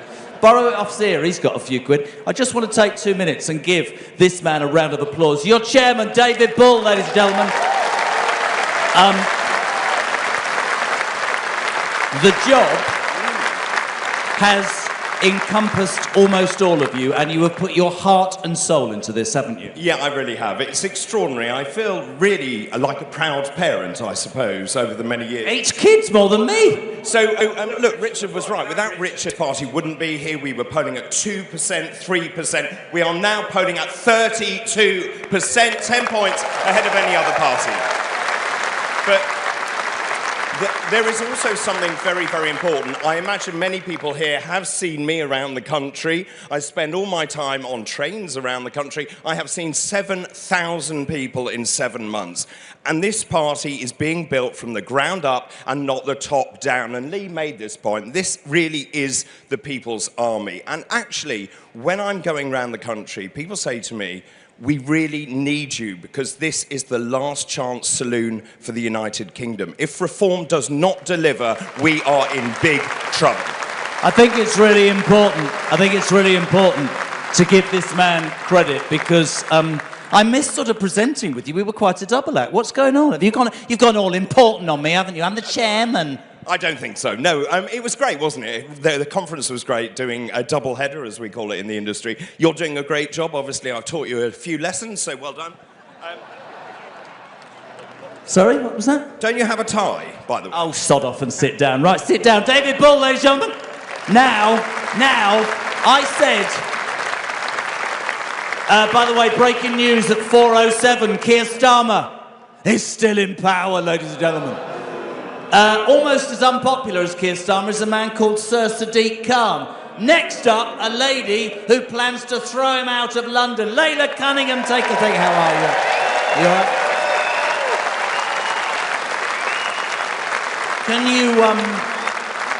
Can you really do a job on Sadiq Khan? I'll do more of a job. I've got a message to Sadiq. Oh? His time's up. Because everyone in London knows that London should be the greatest city in the world, and the only party that's going to bring that about is reform. When you look today, you think of the job that you're trying to do in London, you see a Monday afternoon in Birmingham, 2,500 people. What does it make you think about this as a movement? Listen, I get stopped by all kinds of people in London. You know, people tell me, oh, it's a certain type of voter that votes reform. We all know it's not. There's no left or right. There's just voters who want a government that works for them, keeps them safe, keep taxes low, delivers good public services, and for God's sake, believes in the sovereignty of this country. And only reform does that. Thank you. Brilliant. There they are. Look at them. It's like, just get the camera. Look at that. Sweeping along. Zia, how are you? Nice to see you. Ty's bought the ring yet? Lee Anderson says you're a tight ass. He did. Have you got a comment? Say that? Yeah, I'll have a word with him later. I'm meant a bit bruised up. Robert, very good. Lee, you're the man, aren't you? Chief Whip. Andrew, thank you. The lovely Sarah. And Danny, you're not getting a kiss. Thank you very much indeed. Give the Rogues Gallery a round of applause. Right. So... not long to go now. The main man himself will be here to tell you about his vision and about how Nigel Farage believes that he can change the United Kingdom. First up, of course, is the May elections. Before the main man comes out, we thought it important to show you the journey, the momentum, the vibe that Reform UK has had over the last 12 months. Enjoy. This could be a new dawn for British politics. Nigel Farage's party took this once safe Labour seat. Winning's obviously fantastic, but just think about the swing. Think about the change. Their vote has collapsed, and much of it's come to us. Nobody in Westminster will learn any lessons from this in the short term, but I tell you what, this is happening. It's not a one-off, it's real. New leaked membership figures show that Reform UK has now surpassed the Labour Party to become the largest political party in the United Kingdom, and it marks the first time in 15 years a party other than Labour has claimed that top spot. His name is Danny Kruger, and he joins me on the stage now. I will welcome Robert Jenrick into this room and into Reform UK. Romford MP Andrew Rosendale has defected to Reform UK. Would you please welcome to the stage former Home Secretary Suella Braverman. Whoever comes out on top on May the 7th, it may well decide who the Prime Minister is, so the stakes are very, very high. A latest polling projection from YouGov, it puts Reform UK on course to be the next government and Nigel Farage on course to be the next Prime Minister. The Tories are nowhere in this contest leading up to May the 7th, so the opportunity for something fresh and something new has never, ever been greater. Please welcome to the stage the leader of Reform UK, Nigel Farage.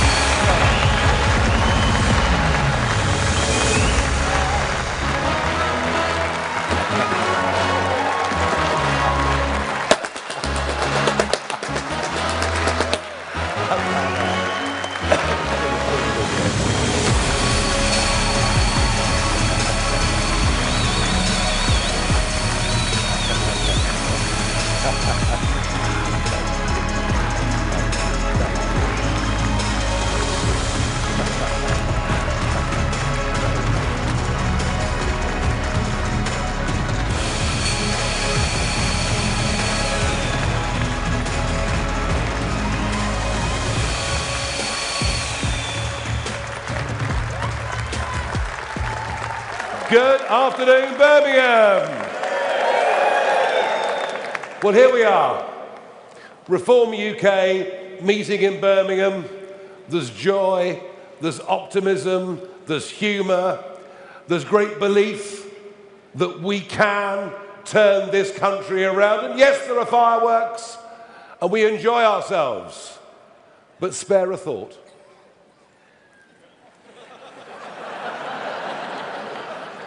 No, please.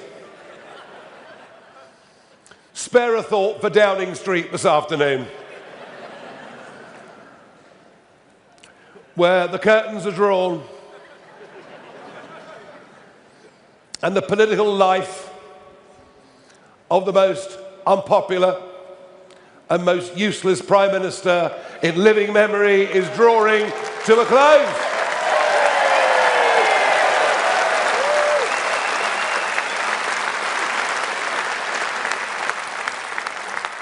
The Manson saga tells you all that you need to know. Its depth, the numbers of people it involves, the sheer level of corruption is probably the biggest political scandal we've seen for 100 years, and it's not as if the PM wasn't warned. Everyone knew that the bloke was a wrong 'un. So McSweeney, in the short term, has carried the can. As you might have heard when you arrived, the Scottish leader, Anas Sarwar, has called on him to go. The cabinet are coming out one by one being loyal, because none of them want to appear to be the person that wields the knife. And he has to meet the backbench Labour Party at 6 p.m. this evening, where I expect the conversation will be of a rather franker nature. He won't be there for long. He'll be gone and replaced by somebody undoubtedly far worse. Far worse. It took the Conservatives 14 years, 14 long years of disaster to get into the mess they did, and this mob have managed it within a space of 18 months. I suppose you've got to admire it, really. But either way, Either way, what we do know is there is now a very clear dividing line in British politics. Keir Starmer says the country is not broken. Kemi Badenoch says the country is not broken. And we say, and 74% of the public agree with us in opinion polls, we say Britain is broken and Britain needs reform. And it doesn't matter where you look. It doesn't matter where you look. Just look at our public services. The NHS, just as one example. It's literally impossible for the NHS to cope with the level of population explosion that has happened in this country over the course of the last 20 years. And I can scarcely believe that now we are offshoring the NHS, outsourcing the NHS.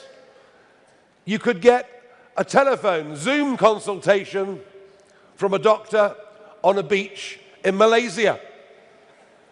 Don't ever let the Labour Party say that Reform want to privatise the NHS whilst they're outsourcing the NHS, whilst at the same time putting a cap on the number of students who qualify as doctors and nurses every year. Complete and utter madness.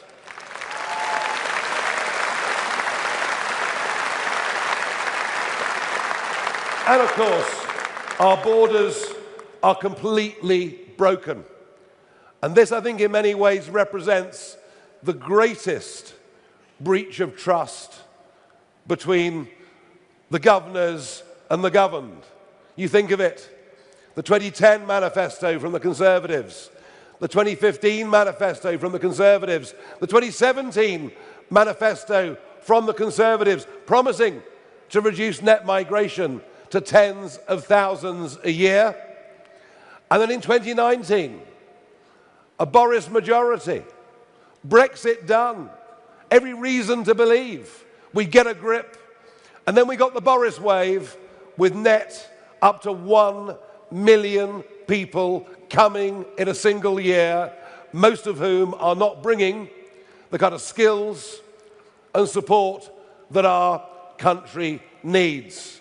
And frankly, whether it's immigration or anything else, the Conservatives were a disaster. They broke Britain, and all that Starmer and Labour are doing is making the situation worse. And the same comes for illegal immigration. Just think about it. How could it be in our interests to allow nearly 200,000 undocumented young males into our country? And that is what has happened under both the Conservatives and Labour, and now more people have arrived by boat under Starmer than did under any other Prime Minister. Our borders are broken. Our economy is broken. No one dares admit it. The national debt increased 2.5 times in 14 years of Conservatives and is now absolutely, totally out of control under what I think, despite the CV, oh no, she's got a good CV, that Rachel Reeves. 10 years, a senior economist at the Bank of England.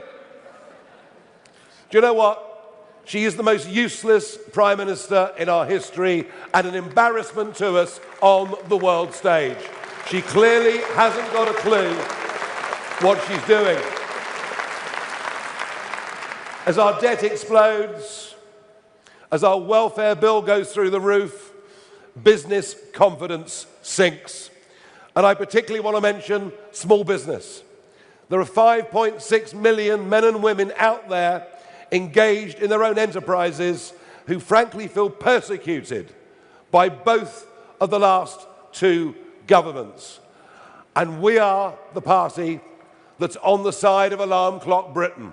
We're on the party, on the side of people who want to get up, run their businesses, have a go, and believe you me, I think those self-employed and small businesses will vote reform at the next election. Frankly, there is nobody else who even understands what they do, because almost no one in business has ever had a proper job, and that is going to change.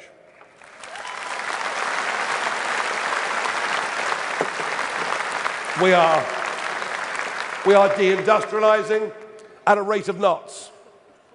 Heavy manufacturing, heavy engineering, shipbuilding, cement making, chemicals, steel. You can go through the long list.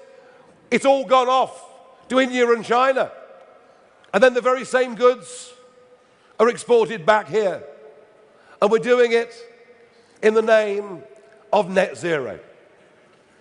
We're doing it in the name of saving the planet, despite the fact the goods that are offshored are produced to lower environmental standards and then shipped all the way back. It's incredible. In 2010, we spent £6 billion importing energy from overseas. In 2024, we spent £36 billion importing energy from overseas.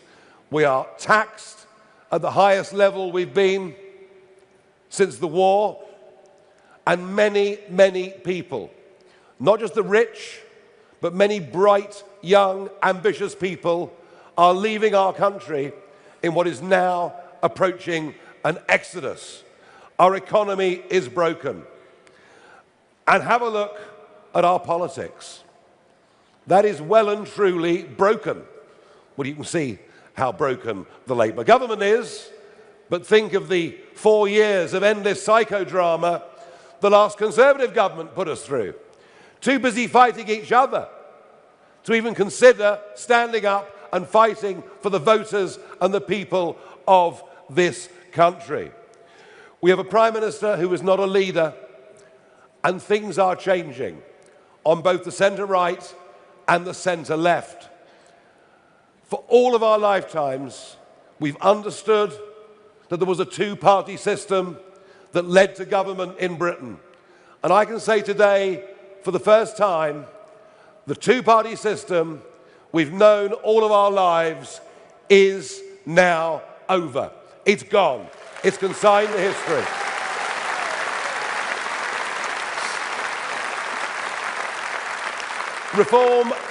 Reform has broken the mould of British politics, something Roy Jenkins tried to do 40 years ago and failed. We have broken the mould, and that's why we've led in the last 200 opinion polls.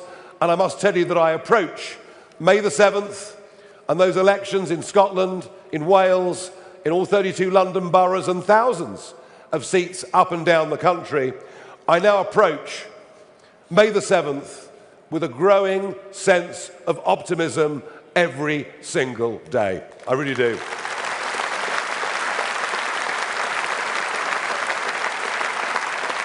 And so broken is our politics, they've even started cancelling elections. I thought only banana republics cancelled elections. Well, I will be in the High Court on the 19th and 20th of February when we fight the government at judicial review, not just for the elections this year,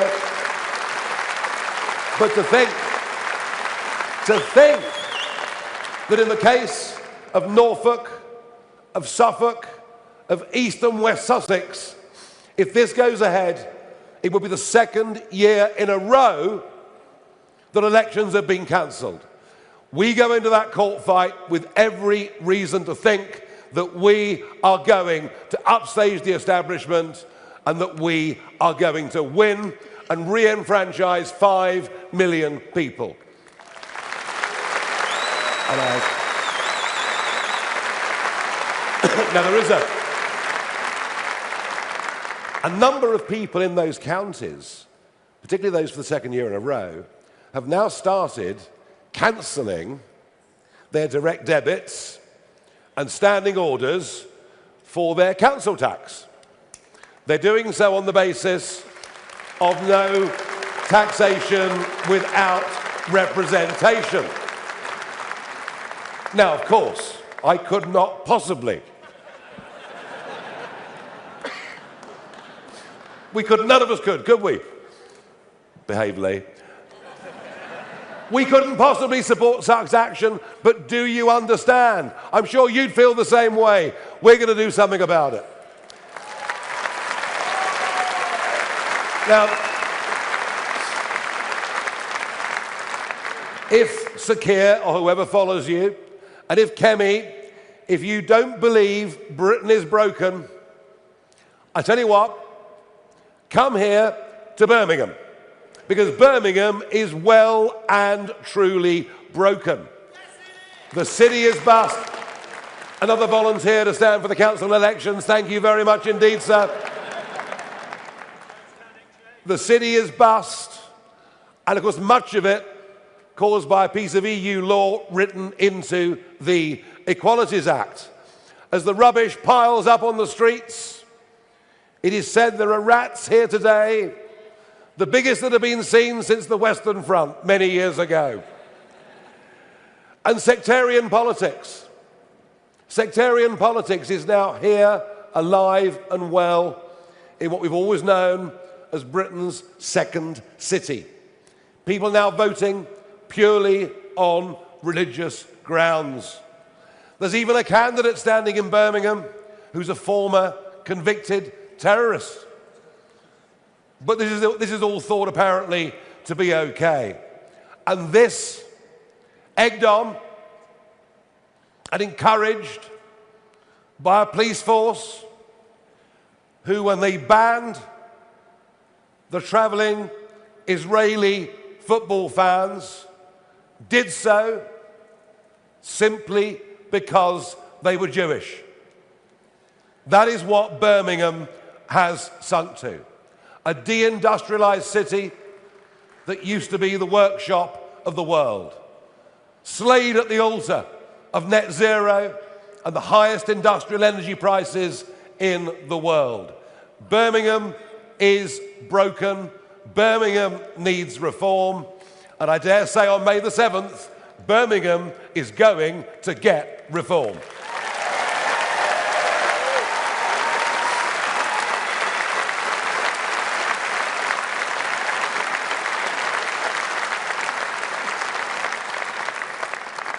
Now, unless you face up to the facts that Britain is broken, unless you're prepared to be honest enough to accept the depth of trouble that we're in, you can't begin to even contemplate what the actions needed to rectify it are.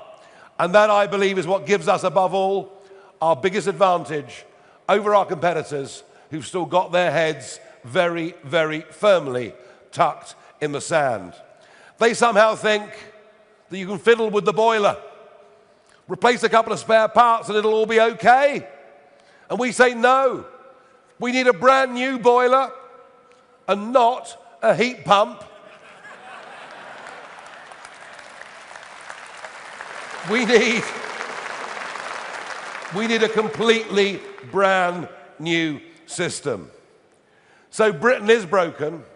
Britain does need reform, and reform will fix it. We've got the character, the attitude, the mindset, the optimism, the belief. Nothing will stop us from doing it. We will fix it, period.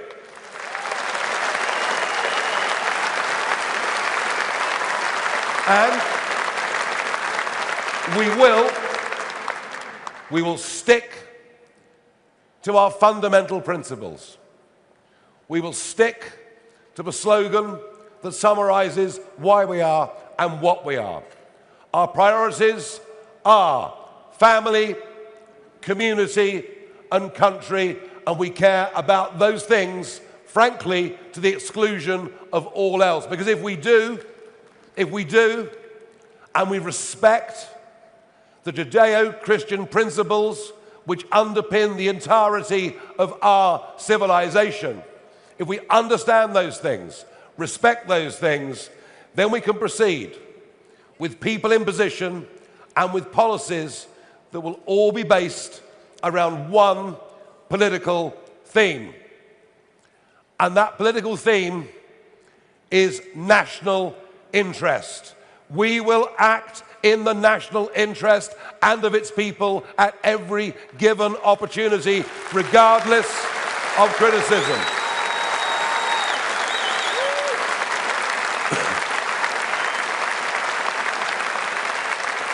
We will no longer kowtow to the European Union or unelected European commissioners. We will no longer even listen to illegitimate United Nations courts like the ICJ, who with a judge from Russia and China have persuaded our Prime Minister to give away, no, sorry, not to give away, to pay to hand over the strategically important Chagos Islands. We will not be listening to courts like that in the future. We'll be acting in our own national self-interest.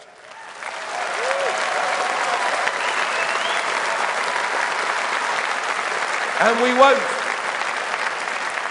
we won't do the bidding of the Chinese Communist Party in the shameful way that this Prime Minister, this government, and many of its officials do. Did you see after his visit to Beijing that today British citizen and democracy rights campaigner Jimmy Lai has been given a further 20 years in prison? Starmer doesn't negotiate. Starmer doesn't stand up for the interests of British people, of whom Jimmy Lai is one. He surrenders at every twist and turn. And we will end DEI in our public sector.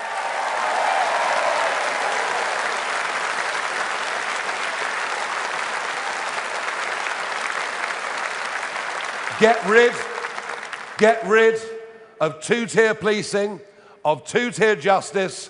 We will, because we're firm, we're determined, we don't mind what abuse we're going to get. We will stop the rot, and we'll do it because the national interest demands that we do. Just as it demands that we abolish this insane net zero agenda, it's going to go under us. And we will.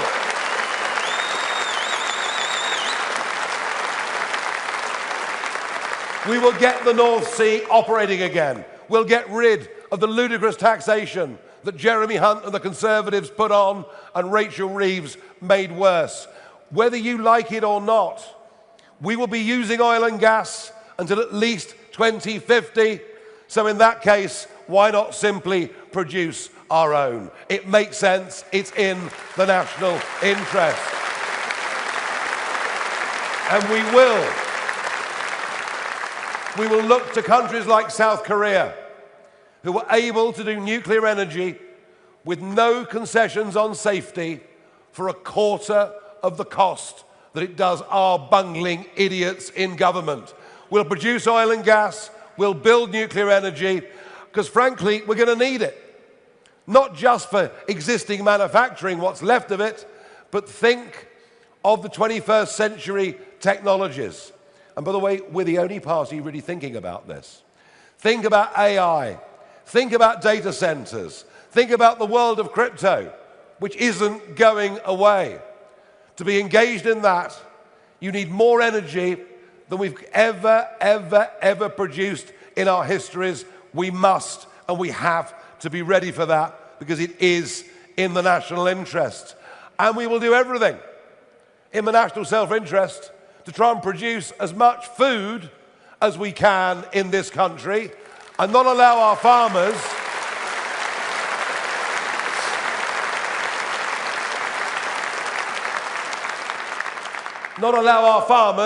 to be bought out by those biodiversity deserts of solar farms. Let's produce food and get rid of all the solar farms. Simple as. And while we're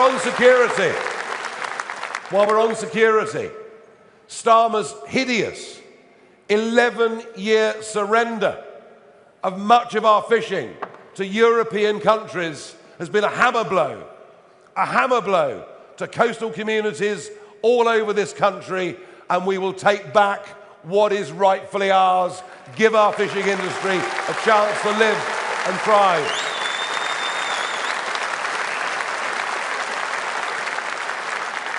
It's all about putting our own people first. And in our national interest, we must stop extreme teaching unions poisoning the minds of our kids. We've got to stop this happening.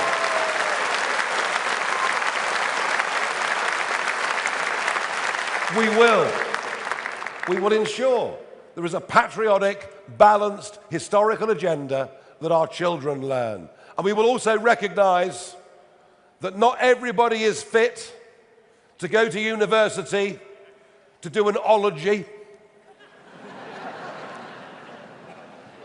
That actually in the modern world of AI, people with trades and skills are not going to get replaced by computers.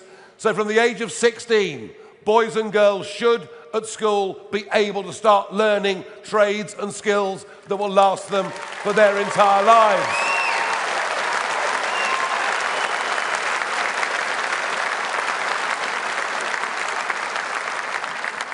But we have to start making money. The country is going bust. We're caught in a trap where there are many at work who would actually be better off on welfare. And we will have to cut the welfare budget. Not everybody will like it, but, you know, I'm sorry, but mild anxiety, yeah?